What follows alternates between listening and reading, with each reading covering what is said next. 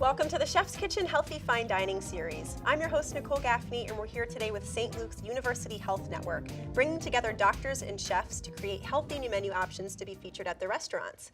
Joining me in the kitchen today is Dr. Jorge Shirer, along with Chef Anthony Bonett of Moshulu. Thank you, Nicole. Welcome, both of you. Thank you. It's great to have you guys on the show today. What are we making? We're going to be doing a fall-inspired seafood risotto. Beautiful. Okay, so we'll start off with our risotto first, and we're actually going to be starting this from scratch, so Great. Let's get it started. That's how we like to do it on the Chef's Kitchen. Yep, it takes about 20 minutes to cook, so I think we should be able to get this done on time. Perfect. So we're going to put a little bit of olive oil, a little bit of butter, turn this up a little bit. There we go. And then we'll just put our risotto right into the pot. So you don't start with any garlic or onions or any kind of aromatics? We're going to put it in, but I'm going to kind of like coat the rice first with the butter and the oil. Okay. Okay, and I'm just kind of eyeing it up, and we'll eye up the liquid too as we're doing it. So that looks like it's a nice amount for like 2 portions. Okay. Okay. So you do everything by eye. You don't do any measuring in the restaurant. For regular cooking, everything's pretty much by eye. You know, baking, that's where the pastry chefs and us chefs don't get along too well. You know. So, Doctor, you want to keep an eye on that? I'm going to put a little seasoning in it, and we'll just occasionally stir it, and I'm going to show you when we're going to put our stock into it, okay? All right. So that's getting coated right now. It takes on a nice little kind of translucent color. You can see that. And it's important for that because it helps the starch kind of seal in and kind of like, you know, take on a different texture. Nice. Okay? So you get that sort of al dente Exactly. texture You're going to end up with a really nice al known for. dente texture. Perfect. Okay. While we're doing that, we're also going to start cooking our butternut squash. Our butternut squash is the ingredient that's given us this kind of fall theme. Mm-hmm. So we're going to use a little bit of olive oil in the pan. You see it's getting a little hot, not too hot.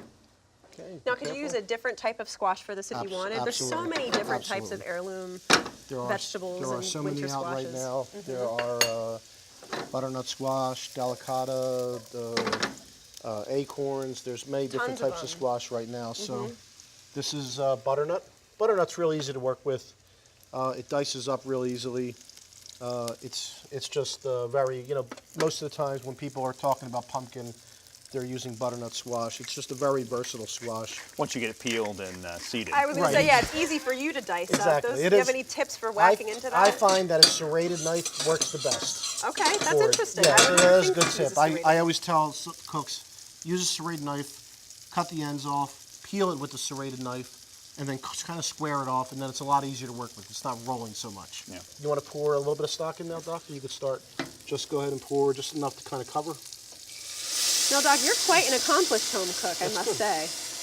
You like to cook quite a bit. I certainly do enjoy cooking. I've taken over most of the cooking at home for the last few years. So. I understand you love to use your sous vide in particular. I do. I have a sous vide circulator that I use in my kitchen. Yeah, it's actually a lot of fun to use, and you can cook all kinds of crazy things in a sous vide. What's your favorite thing to cook in there? The favorite thing is actually sirloin.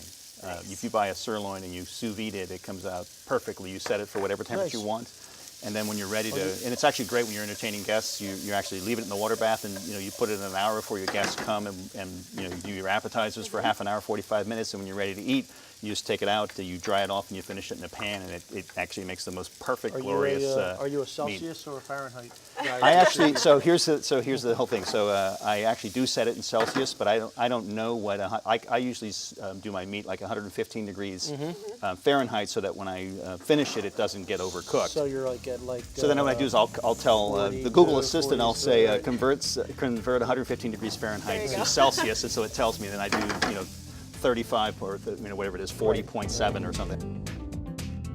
We'll return with more from the Chef's Kitchen.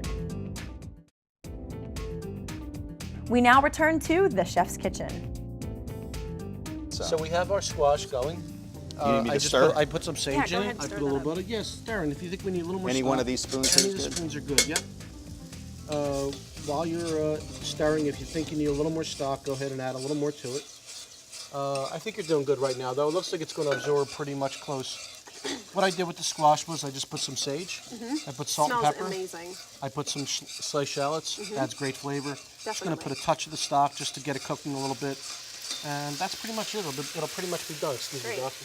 Sage is another one of those ingredients that really reminds me of fall. It is very Makes much. you think of Thanksgiving Right, and all of those beautiful used in woody herbs. Thanksgiving, used in a lot of hearty preparations. Yeah.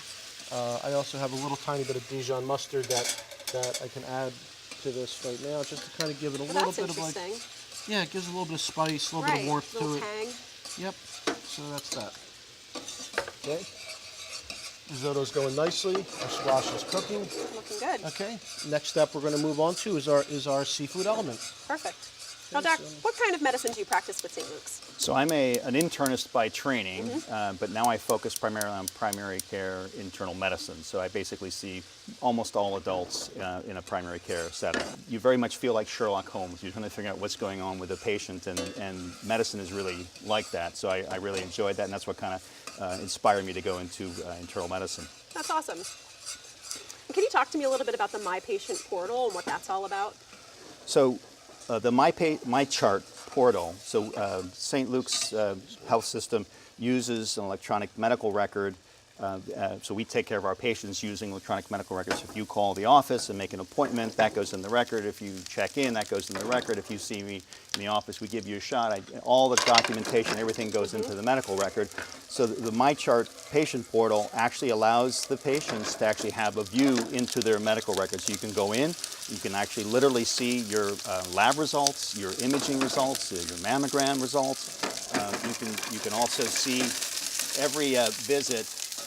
We actually provide what's called an after-visit summary to patients, and so we actually see all the instructions and what tests you had in your upcoming appointments and what medications you're supposed to be taking. So you can actually go back and review that information, because sometimes so much goes on during a visit you may not remember everything in there.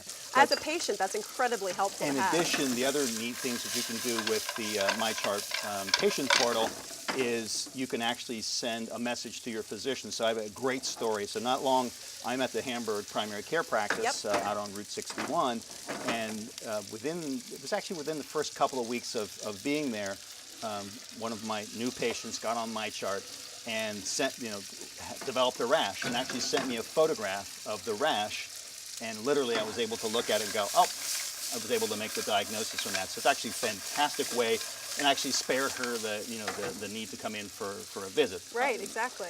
You can ask non-urgent questions. You also can request refills for medications. You'll be able to also schedule. You can actually request appointments and schedule appointments. So you can really do all kinds of things on the portal. It's really, really neat. And I think that for patients who haven't experienced that before, it's interesting. The most common feedback I get from patients about MyChart is, I love MyChart. Because if you've ever had to call your doc and the doc's in seeing a patient. Oh, of course. And then then I try to call back, Exactly. and then you're not there, and I get your voicemail. So this is actually for non-urgent stuff that can be done, what we call asynchronously. Sure. It's actually very, very convenient. Cuts out a lot of unnecessary phone tag, it Indeed. sounds like. So All right, Chef, what did you do We've when gotten we a were lot done. chatting? The risotto's moving along nicely. I put a little tiny bit more stock in it. This is at the point where we're talking about there's different ways to cook healthy or not healthy.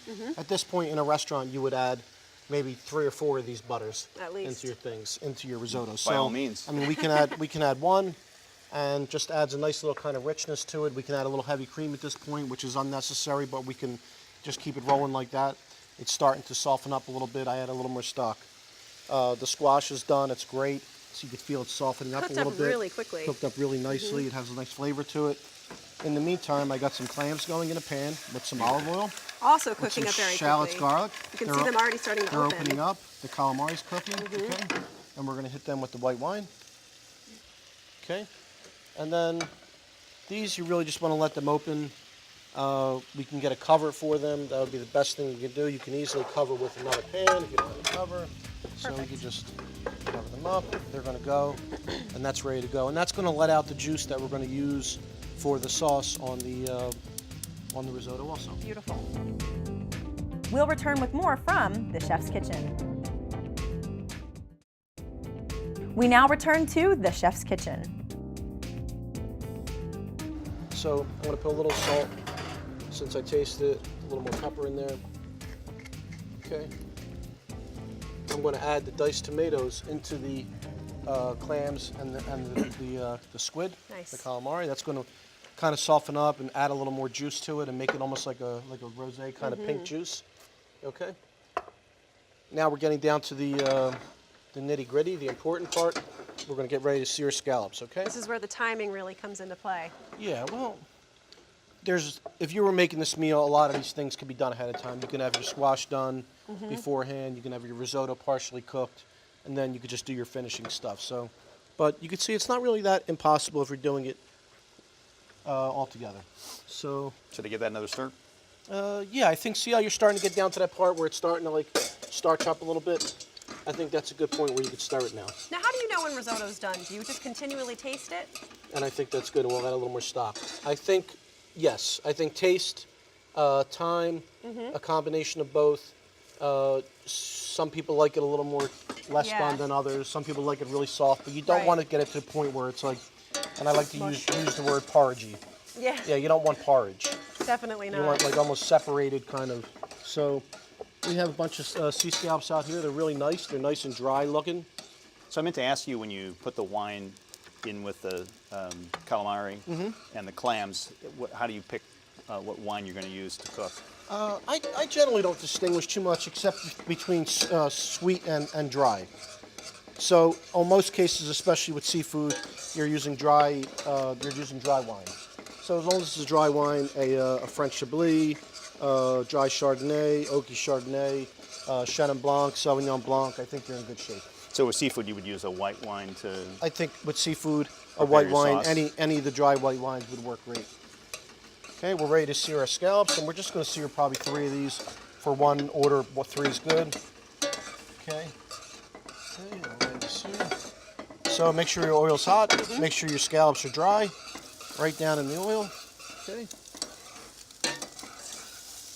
And then once they're in there, what do you do? Once you they're move in, them around, or just you don't touch them? let them sear on one side. Perfect. Okay, and they're good. We'll put those aside. So your bread, the bread's in the Yep, oven. bread's Let's toasting check away. that out. Okay. So Jorge, tell me why it's important to be part of a network like St. Luke's. Care has become very complicated. So it sort of takes a village in healthcare today, and so we need primary care physicians to direct and do the majority of the healthcare, but you really need a cardiologist if a patient needs an interventional procedure, if they're having a heart problem, so that we just can't do it by ourselves. And integrating that into a health system where we're all using the same electronic health record, we can communicate with one another, we're all on one platform. Right. And it just improves the care. So I think that's a great advantage when you belong to a big health system. We can provide a lot of services to a lot of people and try to do that in a coordinated fashion. Absolutely, that's great. These scallops, my goodness, They look beautiful. gorgeous. We're getting to the point where we're almost done here. Let's focus on our risotto for a second. Okay. Okay. Yes, the scallops, you saw that they browned real nice on one side. You don't really need to do a lot to them. I noticed I you call basted them a little bit. I call it the scrapple cooking method. And the scrapple cooking method is put it down, leave it. Yeah. Don't mess around with them. Don't try moving them around. Don't play around with them too much. Let them get a nice color on one side. As soon as you get that nice color on one side, just turn them over. They're almost completely finished. You could turn them down at that point, put a little piece of butter, and just let them kind of sit. And you can see we're starting to soften up a little bit. We can go another couple minutes. But, no, it's actually, yeah. Yeah, if you want to taste a little piece. Thank you. You can see it's starting to soften up nicely. Yeah, it's getting there, al yeah. dente still. Yeah, a little al dente, but once that firms up, it's going to be perfect. I'm Okay? going to check the bread. I think the bread's crisp and it's starting to toast up Starting nicely. to, yeah. Yeah. So that's just going to be something just to sop up the juices because we're going to have a lot of nice Which juices. is very necessary Right. with all of this happening. Right, and I think we could just move these into here. Perfect, so we don't They're want going to them go to that. overcook. Yep. Okay, and I'll should we do one more piece of butter? Oh, yeah. Okay. Not one gonna more tell piece you of no. butter. Now, Did I as a put lemon? I don't physician think sort I of put pushing lemon. butter, it sounds like that's antithetical to what we're supposed to do. 'Cause we've been Right. told for so long that butter's bad. But realize, too, that unless you're going to sort of sop up all that sauce yourself, you're only getting a fraction of Agreed. that pat of butter. You want to make sure your clams are open. Some of these Always. aren't, but that doesn't mean we don't have to use them. It's fine. Yep. We're only plating for one portion right now, so the majority of the scallops are picking up. We have really nice juice It right looks here. really thick Yeah, and so let's get a little taste.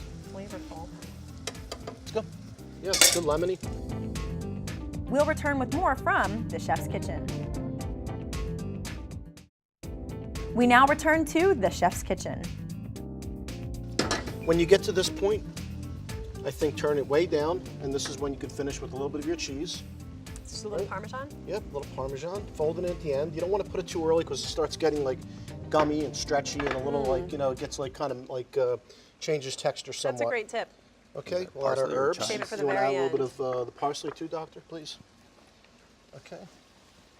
And herbs are We're such a gonna- great way for adding a We're lot going of to flavor add our sage without and a lot of a fat. little more sage into our mixture. Perfect. Okay, and I think this thing came out great. This looks awesome. It looks I think beautiful. so too. So let's turn all our burners off, and we're going to get ready to plate. We can layer our risotto. So, nice amount. You know, and you saw how that little bit, it made enough really for three. You know, three, definitely. maybe even 4 small portions. You know, so because you You don't have all want, you of don't the need a ton of it. Yeah, so there. I think we put our little bit of our butternut. We're layered, and that looks great. You have the shallots with it. You can really smell that mustard in there. That Yeah, really comes I think it through. added a nice touch. Yeah. Definitely. Yeah, I was a little concerned about whether to put it or not, but sometimes you just feel things, and you're like, You oh, gotta what take doing? risks. Yeah. Yeah. Yeah, I mean, cooking is very much about feeling. 100%. Okay, that looks great. And then, eat grab it my just like tongs there, this. Doctor, please. Thank you. Doesn't even need the seafood at this point. No. It would be a great risotto appetizer or little middle vegetarian. course or vegetarian, exactly. So let's see what other clam we're going to use. Got a nice one there. Got a 5th one here. Okay. Let's get some. So what do you do with the clams that don't open? You can leave them cooked till they're open.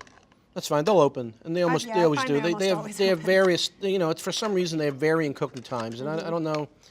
I'm sure a marine biologist would be able to explain this to us better. I assume it's more about how the temperature is sort of like attacking each one. We put our juice on there. Okay, we have a couple little tentacles. Don't forget your tentacles. They look great. They make great garnish. They sure do. Okay, and don't So we have our cute. 3 beautiful scallops too. One This for dish each is of us. How unbelievable. Look convenient. at this. This ended up beyond anything I thought. So this looks incredible. So we can put a little more cheese on top to finish. Okay. We're going to put a piece of sage. You can always do this little trick. And then we also have our crostinis in the oven. They look nice. Hot, nice. Bread's always great for anything with shellfish. And here we go. Done. Looks great. So joining us for the tasting, we have Rafe D'Amico of Ozymandias Wines, and he's going to open up a delicious bottle for us. Thank you, Nicole. This is our Cuvée Mabel, and you can see from the label here. It's beautiful, beautiful design. We were talking about this before. It's very Matisse and Yes. Picasso-esque. It is that way because it comes from one of the students at the New York Academy of Art. So Ozymandias Wines, 100% of the profits go to emerging artists. And in this case, it helps a first-year student at the New York Academy of Art with a scholarship for their 2nd year. So this is the actual piece that the artist Jay Miriam did during her 1st year, and it won the scholarship award, so we feature it on the label. I like to look at wine as art in itself. Absolutely. And the winemaker, Juan Sepulveda, he's from Chile. He spends half the year down in Chile making Nice. wine, and since it's Southern Hemisphere, he can spend the rest of the half of the year in the Northern Hemisphere out well. making wine up here in where this wine is from, which is Long Island. It's from the North Fork.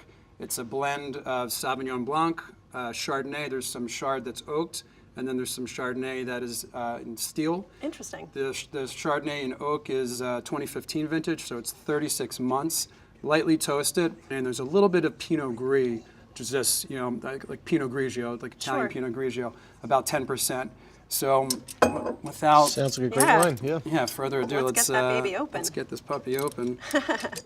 It's a really interesting combination of different grapes. I love the excited to mixture of try the it. stainless and oak Chardonnay. It helps Gives because it that little Chablis, almost like a very classic kind of Chardonnay flavor. you're hitting the nail on the head. That's exactly, to me, what it's reminiscent of, which is, Chablis, not too much oak. You're going to get some nice mineralities, some nice balance. Here you go, Nicole. Oh, thank you. And all of the grapes are grown in Long Island on the vineyard. It's estate grown. Here you go, chef. Thank you. So everything's grown there, a lot of quality control. Everything is bottled there, it's aged there. They're hand-picked grapes. Thank you. Doctor? So what do you smell in the nose? It definitely reads like a Sauvignon Blanc. Yeah, imagine. It's very fruity. Get a few little lemon, a few notes of oak that you mentioned. Chardonnay. Wow, You do get the citrus. this is very unique. Not real grassy, like you might expect with a Sauvignon Blanc. No, it's not going to be that heavy, grassy citrus that you could find maybe in a New Zealand Sauvignon Blanc. This is a little lighter, a little more delicate on the palate. Very so- mouth-watering too. Not always. Yeah, it's It is. really nice. Thanks, Well, Chef. cheers. Absolutely Yeah. lovely. Yeah. Cheers, Aaron. Cheers. As much as I'm Thank you. enjoying the Thank you, wine, Doc. I'm dying to dig into this, so I hope you guys will all join me. All right, don't be shy, guys. Please. I'm gonna go right for that All scallop. right. Right for the scallop. You know me. Take this All one. right, Dig into the I don't mess risotto. around. let's try the butternut When squash. it just comes for- to food, be no different. messing around, huh? Oh, wow. That's delicious, Scallop's Chef. perfectly cooked. Yeah. Risotto's in So there. The tender. Dijon shines in that. Delicious. does. Get a little bit of that risotto.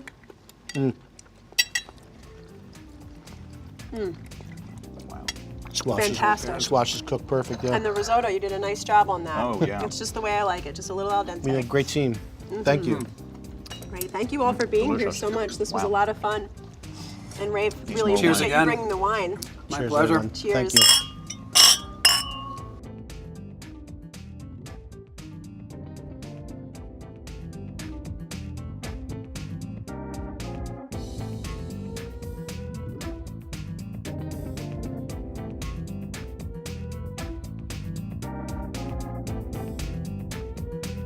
I enjoy talking about medicine, and I also enjoy cooking. I have to do it at the same time, so this is actually a lot of fun for me. It's just a lot of fun. I love to showcase my recipes, and Stephen's always great to work with. To have some time with the incredible chefs, and then of course the amazing doctors from St. Luke's. It's just a really unique opportunity for Ozymandias Wines.